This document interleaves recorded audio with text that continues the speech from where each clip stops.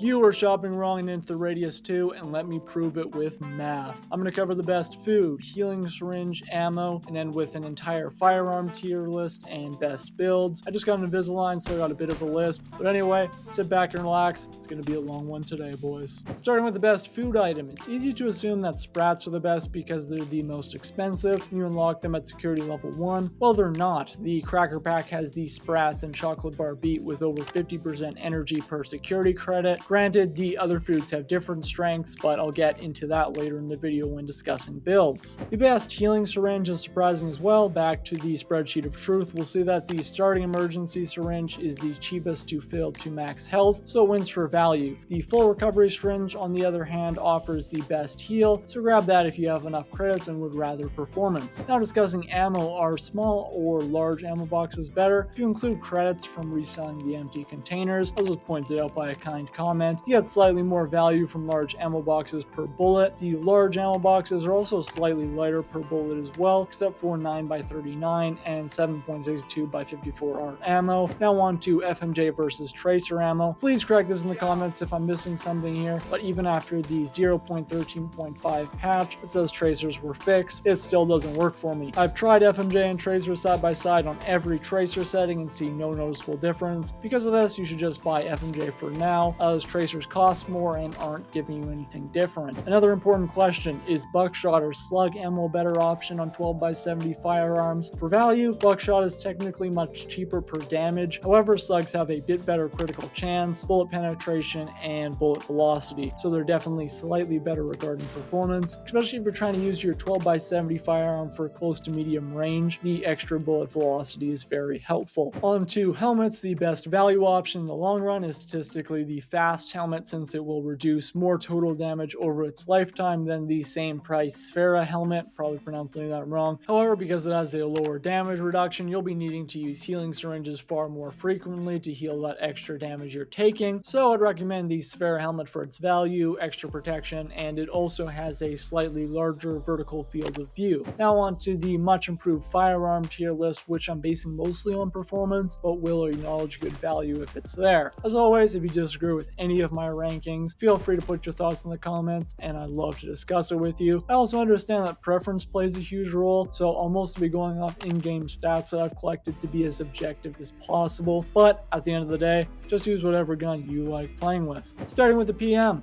it sucks. It has the lowest DPS and reliability in the game, and most of its other stats are very bad too. At least it's light and has timeless aesthetics, but that's not enough to escape the bottom tier. The modified PM is just slightly better than the PM in almost every way, but its stats are still extremely low compared to nearly every other firearm in the game. With all modified weapons, you do get at least one included rail and the ability to add attachments, so at least you can throw on a laser sight or a weapon flashlight if you want, but overall the modified PM still sucks, bottom tier as well. The last 9x18 pistol is the modified Ford 17, takes another small step up from the modified PM, gives you a magazine almost double the size for the same price, and its stats are slightly better across the board. Overall, it's enough improvement to upgrade to F tier. The second free weapon you get as you progress through the missions is the compact IZH-27, which has too many weaknesses to be considered good. In my last firearm tier list, I gave it an A tier because it statistically offers great value, but again, this tier list is focused on performance. The first problem is, as far as I can tell, it's tied with the other 12x70 firearms as the loudest firearms in the game. Every time you shoot, you're attracting enemies from a large area around you. An extremely low bullet capacity paired with its low range and accuracy make it bad in dealing with the inevitable swarms of enemies that creates. F tier. If you like the feel of the compact IZH-27, you have the option to upgrade to the bulky modified IZH-27. The stats are significantly better overall, but it has the same problem with attracting swarms of enemies every time you shoot, and it still has a low bullet capacity, making it difficult to deal with many enemies at once. There's enough improvement here to get the modified IZH-27 into the D tier, but just barely. The last security level 1 weapon is the PP91 Kedr, coming in at the same price as the modified IZH-27. It offers a few small improvements and a few drawbacks, but I must stress two specific differences between these two firearms, which I missed when doing my last tier list, which is the two included side rails where you can attach a laser sight or light at security level 1, and the PP91 Kedr is the fourth quietest weapon in the game off the shelf. Especially if you put a silencer on this thing, no one is gonna hear you. That's metaphorical, of course. This is gonna end up saving you a lot of time and resources when doing missions, so I'm giving the PP91 Kedr the first C tier. Moving on to security level 2, the cheapest of the bunch is the modified Beretta M9 pistol. Compared to the best security level 1 pistol, we have a massive step up here, almost completely just due to the damage per bullet going up from 21.6 to 39. It has some other small improvements like a slightly larger magazine and higher bullet speed, but the extra damage is where you're going to be feeling the most impact. I'm going to give this one a D tier. Pistols have their place in many builds, but keep in mind the Beretta M9 is only a 3,000 credit firearm, and the stats reflect it. The last pistol on the list is the modified Glock 18C, which has only 30 damage per bullet, but comes with 1,200 rounds per minute on full auto, which is the highest in the game. This gives the Glock 18C a DPS over 5 times higher than the Beretta M9. Its other stats are only slightly better than the Beretta M9 on average, so if you're buying the Glock 18C instead, it's probably for the DPS or the 33 round magazine you can buy at security level 3. The versatility with full auto is enough to get it into C tier, but you better be prepared to chew through a lot of ammo quickly. So if you're looking for value, Beretta M9 instead. Now let's talk about the last shotgun on the list, the modified Saga 12. For my last tier list, I gave this one S tier because of its cheap cost and damage. I hadn't even mentioned the included 2 side rails. It's even received about a 10% damage buff since then. However, the Saga 12 is extremely loud and has poor range. It even comes with an accuracy, reliability, and bullet velocity nerf over the cheaper modified IZH-27. There are a couple significant improvements here, such as finally getting a magazine, and the rate of fire is much higher, so at least the Saga 12 can manage swarms much better. I'll give this one a D tier. The last 9x18 firearm on the list is the modified PP19 Bizon. The highlights of this gun are the 64 capacity magazine, 680 rounds per minute, and the fact it's the third quietest firearm in the game off the shelf if you count the included muzzle brake. Besides this, the stats and range aren't very good, especially looking at the 27 damage per bullet, but it's worth considering as a stealth option if you have lots of 9x18 ammo. I'll give this one a C tier mostly because of its volume. Quiet firearms make missions much faster, easier, and cheaper. Now, for the first medium range firearm on the list, the modified AKS-74U. It's the same price as the Bizon, but it has much higher damage per bullet at 42.5, has a slightly higher accuracy, of course comes with the much improved range. The main drawbacks are it's much louder and has much more expensive damage than the Bizon. I'll give it the first B tier. Another medium range firearm is the G36C, a small step up from the AKS-74U. Besides the 2 side rails the AKS-74U also comes with, you get an underbarrel rail and a long top rail. Some of its stats are slightly better than the AKS-74U, so overall it will perform about the same. I'll give it a B tier as well. Next up is the SKS, which I put in the D tier on my last tier list because of its bad value and performance. However, the SKS recently got a huge buff, bringing its accuracy from 88 to 95 and bringing its bullet velocity from 464, I'm assuming meters per second, to 715 meters per second. It's one of the loudest firearms in the game, and it doesn't come with any rails to be able to play around with attachments, but its high damage per bullet paired with its new buffs make it deadly in open areas. To be clear, it's only about as good as the G36C, and basically just swaps the ability to put up high DPS on full auto for high bullet damage instead.